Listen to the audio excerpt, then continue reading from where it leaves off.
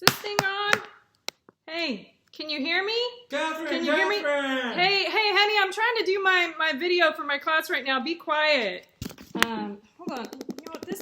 This is not good over here. Okay. Let's just switch over to a Word document. Probably not this one. Close that out. Save, yes. Maybe not this one either. Let's just go over to Chrome. No, probably not the best screen. Here we go. This is safe. Work email.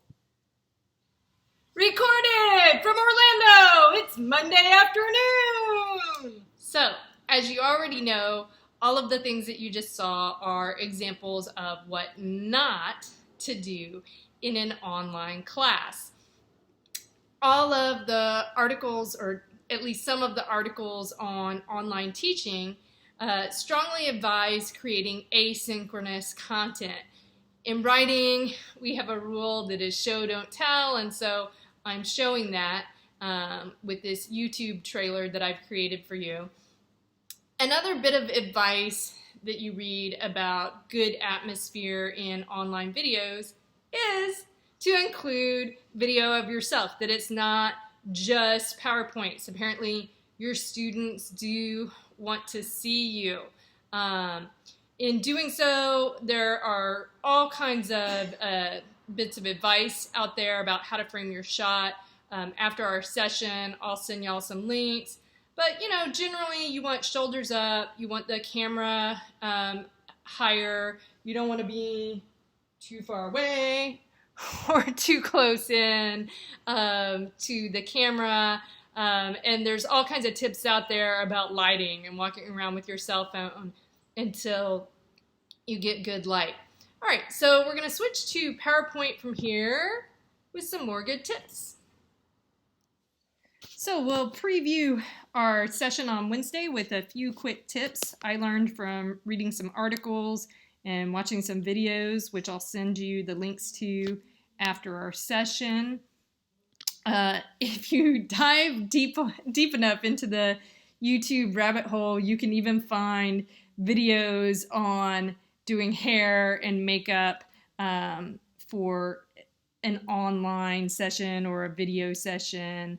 A lot of the advice will also tell you to look straight into the camera. Now, with that being said, I was talking to Abby Purdue at Wake Forest. She's been teaching online this summer, and she was saying, you know, the camera really is so close on your computer to the screen that you can still look at your students, which really is something that we need to do if we're reading the room. You can switch to gallery view, and then that way you can still see all of your students' faces the same way that you would in the classroom.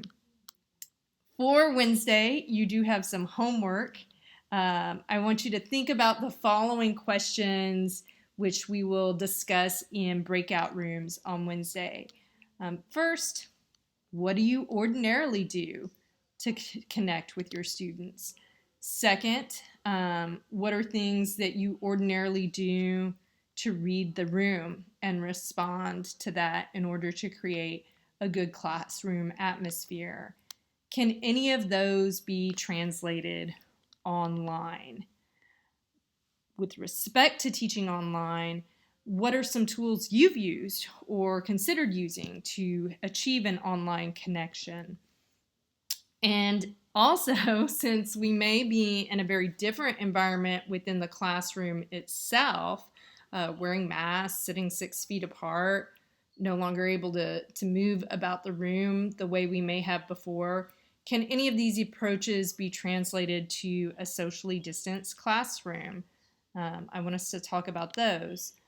And what techniques might you use to make up for distance and mass when you're in a live class? All right, that's a wrap.